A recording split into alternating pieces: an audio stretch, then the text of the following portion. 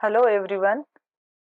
Last video में हमने normalisation देखा था। नॉर्मलाइजेशन की first normal form, second normal form, third normal form, BCNF, ये हमने नॉर्मल फॉर्म डिस्कस की थी और उन पे कुछ क्वेश्चंस भी सॉल्व किए थे। आज के इस वीडियो में हम नॉर्मलाइजेशन पे ही कुछ एमसीक्यू सॉल्व करेंगे जो प्रीवियस यूजीसी नेट में आए हुए क्वेश्चंस हैं। तो सबसे पहले फर्स्ट क्वेश्चन पे आते हैं। The best normal form of relation scheme, ये एक रिलेशन स्कीम है, आर रिलेशन जिसमें ए बी सी डी चार एट्रीब्यूट है along with the set of functional dependencies. Functional dependency ये दी हुई है। तो पूछे कि कौन सी नॉर्मल फॉर्म में है। तो फंक्शनल डिपेंडेंसी दी हुई है तो सबसे पहले आपको क्या होता है, कहीं भी नॉर्मल फॉर्म चेक करनी है, फंक्शनल डिपेंडेंसी दी हुई है तो आपको कैंडिडेट की फाइंड आउट करनी आनी चाहिए। सबसे पहले कैंडिडेट की फाइंड आउट करना, उसके बाद ही आप आगे क्वेश्चन को सोल्व कर पाओगे। कैंडिडेट की फाइंड आउट करने के लिए क्या करते हैं, सबसे पहले देखते हैं कि ऐसा कौन सा एट्रीब्यूट है रिलेशन का जो फंक्शनल डिपेंडेंसी में राइट हैंड साइड में नहीं प्रेजेंट है। अगर वो राइट हैंड साइड में जो नहीं प्रेजेंट होता वो कैंडिडेट की का पार्ट होता ही होता है, वो कंपल्सरी होता है, उसके साथ कुछ ऐड हो सकता है या खुद भी हो सकता है। तो यहाँ पे अब राइट हैंड साइड में देखिए तो सी डी ए बी, तो यहाँ तो जितने रिलेशन में एट्रीब्यूट चारों के चारों राइट हैंड साइड में। तो अब क्या करेंगे अपन को, अब ये तो हुआ नहीं कि ये इसका पार्ट होगा ही होगा, यहाँ तो कुछ कोई एट्रीब्यूट रिमेनिंग रहा ही नहीं जो कि पार्ट होगा ही होगा, तो वो वाला तो हुआ नहीं कुछ। अब अपन देखेंगे कि देखते हैं कि कौन एट्रीब्यूट मिलके डिटरमाइन कर सकते हैं। तो यहाँ पे सबसे पहले ए देखते हैं, क्या अकेला ए डिटरमाइन कर लेगा, कहीं भी लग रहा है आपको? नो।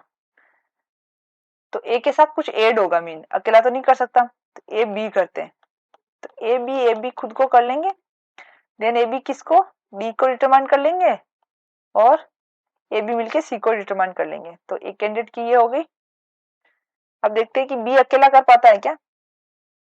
यहाँ पे भी ये ए बी कैंडिडेट की है सुपर की, इससे पहले भी ए तो अकेला नहीं डिटरमाइन कर रहा था, बी को भी आप देखना चाहिए आपको एक बार कि बी अकेला डिटरमाइन कर रहा है क्या। बी अकेला देखो कहीं डिटरमाइन कर रहा नहीं कर रहा, मीन बी ये कैंडिडेट की है, क्योंकि सेकंड एट्रीब्यूट हो सकता है ना कि सेकंड एट्रीब्यूट ए तो चेक कर लिया आपने, बट मैंने ए बी डिसाइड करने से पहले बी नहीं चेक किया था कि बी किसी को डिटरमाइन कर रहा है क्या, अकेला सारों को डिटरमाइन तो नहीं कर पा रहा।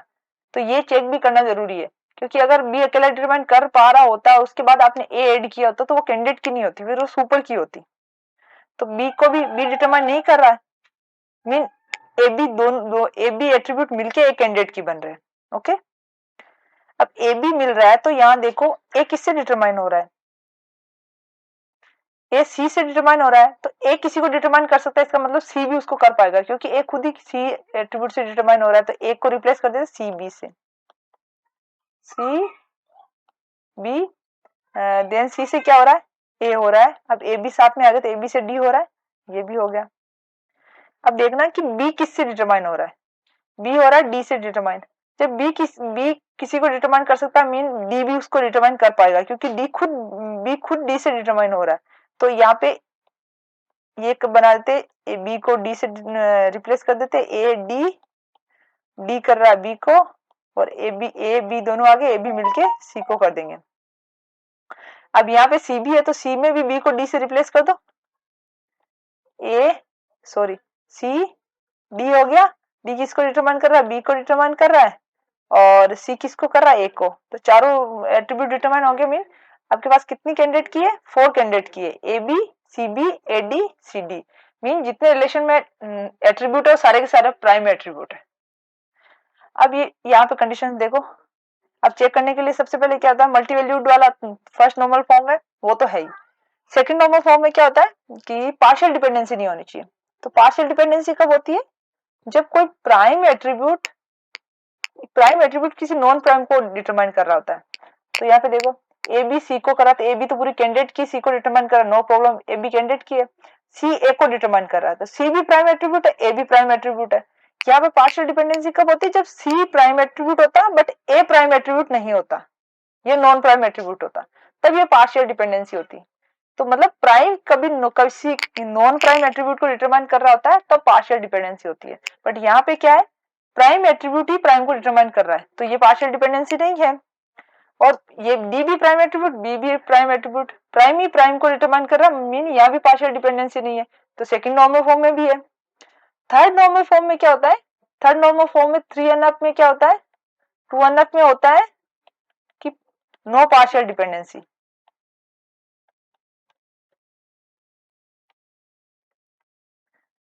थर्ड नॉर्मल फॉर्म में होता है नो ट्रांजिटिव डिपेंडेंसी। अब ट्रांजिटिव डिपेंडेंसी कब होती है? जब कोई non prime attribute non prime को ही डिटरमाइन कर रहा हो, तभी ट्रांजिटिव डिपेंडेंसी होती है। इसके अलावा जो भी कंडीशंस होगी वो नहीं। आपको इतना देखना ओनली कि कोई नॉन प्राइम को डिटरमाइन नहीं करना चाहिए, वही ट्रांजिटिव डिपेंडेंसी होगी। तो यहाँ पे देखो नॉन प्राइम को यहाँ पे देखो कोई भी नॉन प्राइम को, या तो सारे एट्रीब्यूट नॉन प्राइम है, तो नॉन प्राइम वाला तो है ही नहीं, तो मतलब ट्रांजिटिव डिपेंडेंसी भी नहीं है, मीन थर्ड नॉर्मल फॉर्म में भी है। अब आते हैं कि बीसीएनएफ में है क्या। बीसीएनएफ में क्या होता है कि बीसीएनएफ में एक रूल है कि लेफ्ट हैंड साइड में जो डिटरमाइन कर रही है वो कैंडिडेट की या सुपर की होनी चाहिए। प्राइम एट्रीब्यूट है वो नहीं होना चाहिए वहां पे। क्या जो लेफ्ट हैंड साइड में जो डिटरमाइन कर रही है, लेफ्ट हैंड साइड में ए बी सी डी, तो ये जो लेफ्ट हैंड साइड में वो क्या होना चाहिए, कैंडिडेट की या सुपर की ही होनी चाहिए। तो ए बी तो कैंडिडेट की है, कोई प्रॉब्लम नहीं है, यहाँ ए बी कैंडिडेट की कोई प्रॉब्लम नहीं, पर सी क्या है, सी प्राइम एट्रीब्यूट है। और बीसीएनएफ पर कब होगा कोई भी रिलेशन, जब लेफ्ट हैंड साइड में जो भी एट्रीब्यूट किसी को डिटरमाइन कर रहा है वो या तो कैंडिडेट की हो, अदरवाइज क्या हो, सुपर की हो। तो यहाँ पे ये क्या है, प्राइम एट्रीब्यूट है, तो ये बीसीएनएफ में नहीं है। तो ये कौन सी नॉर्मल फॉर्म में है, ये थर्ड नॉर्मल फॉर्म में है। Okay, you got it. Next में देखते हैं, ये भी यूजीसी नेट में आया हुआ क्वेश्चन है। इसने लेकर चारों नॉर्मल फॉर्म दे, हमने कहाँ तक स्टडी किया, मैंने जैसे वीडियो बनाया, मैंने बीसीएनएफ तक वीडियो बनाया है। फोर्थ नॉर्मल फॉर्म और फिफ्थ नॉर्मल फॉर्म भी होती है, बट इस पे आपको कभी भी क्वेश्चन ऐसे नहीं पूछे जाएंगे कि यह इस फॉर्म में है क्या। प्रैक्टिकल क्वेश्चन बीसीएनएफ तक ही सोल्व करना होता है। फोर्थ एनएफ और फिफ्थ एनएफ का एक ही कॉन्सेप्ट आप याद रख लो कि फोर्थ एनएफ में क्या होता है, मल्टीवैल्यूड डिपेंडेंसी। यहाँ पे देखो, एक तो मल्टीवैल्यूड एट्रीब्यूट रिमूव्ड, ये क्वेश्चन ऐसे ही आया हुआ बट ये गलत, रॉन्ग है। यहाँ पे क्या है, ये नहीं होना चाहिए यहाँ पे डिपेंडेंसी, क्योंकि मल्टीवैल्यूड एट्रीब्यूट तो फर्स्ट नॉर्मल फॉर्म में ही हटा दिया जाता है। फोर्थ नॉर्मल फॉर्म के लिए मल्टीवैल्यूड डिपेंडेंसी रिमूव होना चाहिए। सेकंड नॉर्मल फॉर्म में क्या होता है, पार्शियल, सेकंड नॉर्मल फॉर्म से ये कनेक्ट होगा। थर्ड नॉर्मल फॉर्म में क्या होता है, ट्रांजिटिव। फोर्थ नॉर्मल फॉर्म में होता है कि मल्टीवैल्यूड डिपेंडेंसी रिमूव हो जानी चाहिए। फिफ्थ नॉर्मल फॉर्म में होता है कि कोई ज्वाइंट डिपेंडेंसी नहीं होनी चाहिए। तो इसमें से कौन सा ऑप्शन होगा, ए के साथ क्या लिंक हो रहा है, सी, फर्स्ट के साथ सी, सेकंड के साथ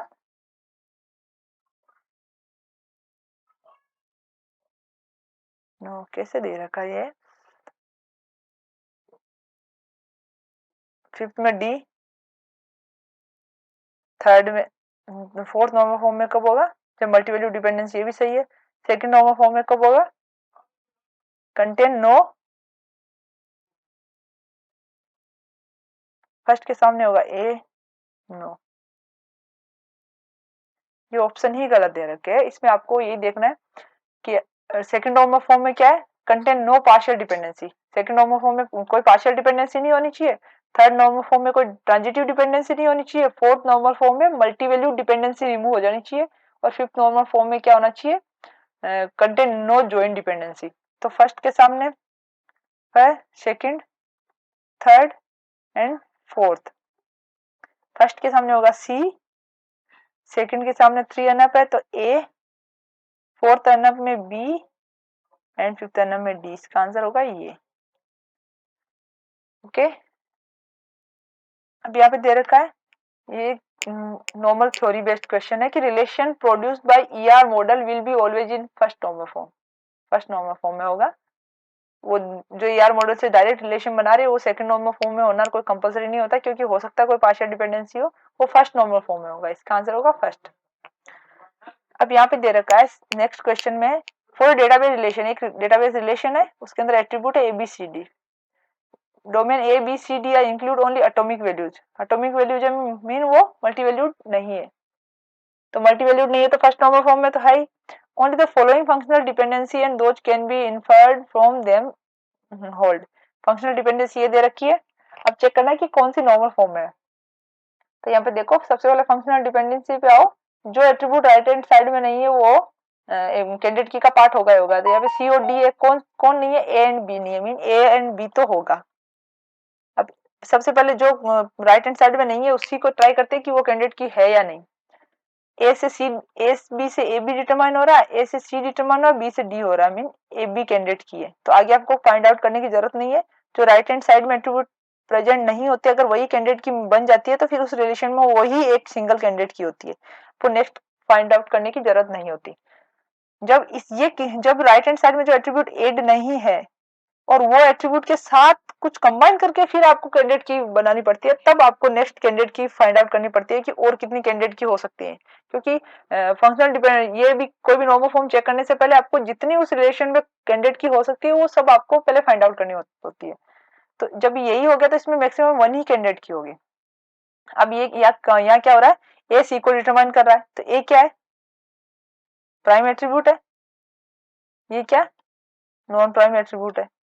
ओके, सी नॉन प्राइम एट्रीब्यूट है, तो ये क्या हो गया, नॉन प्राइम। जब प्राइम नॉन प्राइम को डिटरमाइन कर रहा है तो क्या क्या हो गया, यहाँ पे पार्शियल डिपेंडेंसी हो गई। और पार्शियल डिपेंडेंसी होती है तो फिर वो सेकंड नॉर्मल फॉर्म में नहीं होता। तो ये फर्स्ट नॉर्मल फॉर्म में है but not in second normal form. और जब सेकंड नॉर्मल फॉर्म में नहीं है तो आगे थर्ड नॉर्मल फॉर्म में तो हो ही नहीं सकता, क्योंकि थर्ड नॉर्मल फॉर्म में होने के लिए पहले प्रीवियस जितनी भी फॉर्म होती है फर्स्ट और सेकंड, उसमें प्रेजेंट होना जरूरी होता है।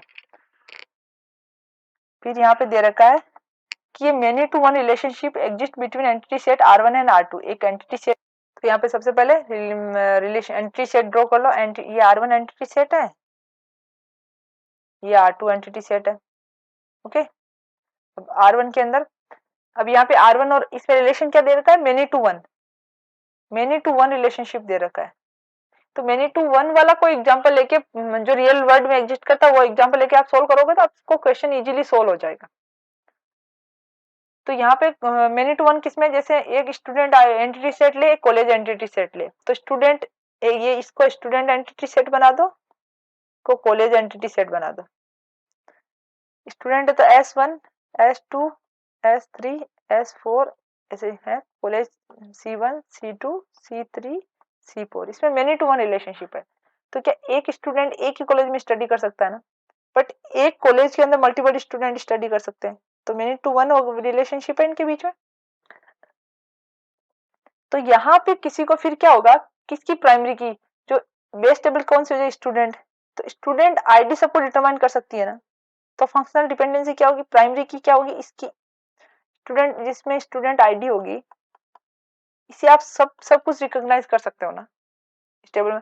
तो यहाँ पे क्या होगा, फिर मेनी टू वन होता है तो जिधर मेनी होता है वो डिटरमाइन करती है वन वाली साइड को, तो पी के R1 डिटरमाइन करेगी पी के R2 को। क्योंकि यहाँ देखो, यहाँ वन वन है ना, यहाँ मल्टीपल नहीं हो रहा ना, ये एक दो स्टूडेंट से रिलेट कर रही है, बट एक स्टूडेंट एक ही कॉलेज से रिलेट कर रहा है, तो ये स्टूडेंट आईडी इस कॉलेज आईडी को डिटरमाइन करेगी। तो यहाँ पे पी के R1 डिटरमाइन करेगी टेबल में पी के R2 को।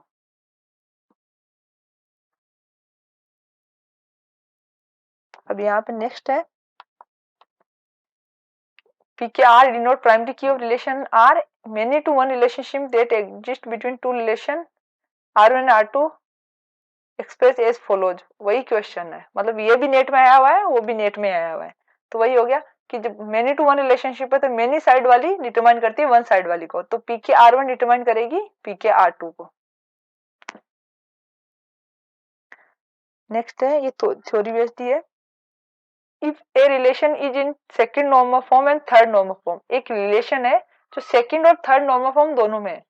अगर रिलेशन इतना बोल दिया कि थर्ड नॉर्मल फॉर्म में है, ये लाइन होती भी नहीं तो भी आपको समझ आ जाएगी कि थर्ड नॉर्मल फॉर्म में, मतलब वो सेकंड नॉर्मल फॉर्म में तो है ही है। तो थर्ड नॉर्मल फॉर्म में है तो क्या होना चाहिए, ट्रांजिटिव डिपेंडेंसी नहीं होनी चाहिए। ट्रांजिटिव डिपेंडेंसी कब होती है, जब कोई non prime attribute non prime को डिटरमाइन करता है। तो अगर कोई रिलेशन थर्ड नॉर्मल फॉर्म में है, मीन वहां पे कोई भी non prime attribute non prime को डिटरमाइन नहीं कर रहा, तो ये लिखा भाई, no non prime attribute is functionally dependent on other non prime attribute. तो नहीं प्रेजेंट, वैसा तो ट्रांजिटिव डिपेंडेंसी नहीं हुई।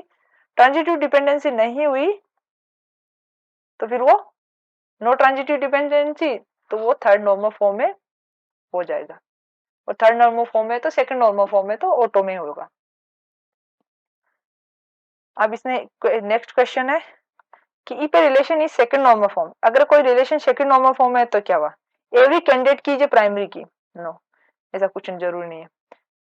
Every non prime attribute is fully functionally dependent on each relation की।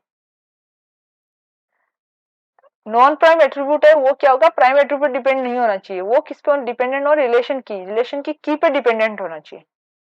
एवरी एट्रीब्यूट भी फंक्शन इंडिपेंडेंट, ये भी नहीं होगा। एवरी रिलेशन की प्राइमरी की, ये भी नहीं होगा। अब यहाँ पे देखो इसने बोला है कि every non prime attribute is functionally dependent on relation की। यस, अगर कोई सेकंड नॉर्मल फॉर्म है तो या तो नॉन प्राइम एट्रीब्यूट किससे डिटरमाइन होना चाहिए, की से डिटरमाइन होना चाहिए, या फिर नॉन प्राइम से ही नॉन प्राइम एट्रीब्यूट डिटरमाइन होना चाहिए। कंडीशन इतनी याद, आपको नहीं होने वाली कंडीशन याद रख लो तो आपको याद आ जाए कि जो उसके रिमेनिंग जो भी है वो उस नॉर्मल फॉर्म में के लिए होगी। जैसे सेकंड नॉर्मल फॉर्म में पार्शियल डिपेंडेंसी नहीं होनी चाहिए। पार्शियल डिपेंडेंसी कब होती, जब एक prime attribute prime non prime को डिटरमाइन कर रहा है, इसके अलावा कुछ भी हो, चाहे इसको ऑपोजिट कर दो, नॉन प्राइम प्राइम को कर रहा है, या की प्राइम को कर रहा है, या की नॉन प्राइम को कर रहा है। कौन सी कंडीशन नहीं होनी चाहिए, ये अकेली कंडीशन नहीं होनी चाहिए। नॉन प्राइम नॉन प्राइम को नहीं करना चाहिए, इसके अलावा कुछ भी कंडीशन हो। तो इसने यही बोला, non prime attribute is fully functionally dependent on relation की के ऊपर है, ये की थी, सॉरी की के ऊपर डिपेंड है, तो ये वाला हो गया फॉलो। इनमें से तीनों में से कुछ भी हो, ये वाला नहीं होना चाहिए। तीनों में से इसने इस लाइन में कौन सा हो रहा है कि की से, सॉरी ये नहीं हो रहा है, ये वाला हो रहा है, की से नॉन प्राइम एट्रीब्यूट निकल रहा है। ओके, तो सेकंड नॉर्मल फॉर्म में है। अब ये कि which of the following is true, ये बहुत सिंपल क्वेश्चन है। A relation is in 3NF is always in BCNF, नहीं, BCNF एडवांस फॉर्म है, तो 3NF में है तो कंपलसरी नहीं है कि BCNF में हो। 3NF में है तो ये कंपलसरी है कि तो फर्स्ट में और सेकंड नॉर्मल फॉर्म में है। अगर कोई रिलेशन BCNF में है तो is always in 3NF, yes ये वाला ट्रू है। अगर कोई BCNF में है तो उससे लोअर फॉर्म कौन कौन सी है, 3NF, 2NF, 1NF। तो अगर कोई BCNF में है तो इन दोनों थर्ड, सेकंड और फर्स्ट नॉर्मल फॉर्म में तो है ही है वो। वीडियो कैसा लगा कमेंट करके जरूर बताएं। अच्छा लगा तो लाइक शेयर एंड सब्सक्राइब करें। Thanks for watching.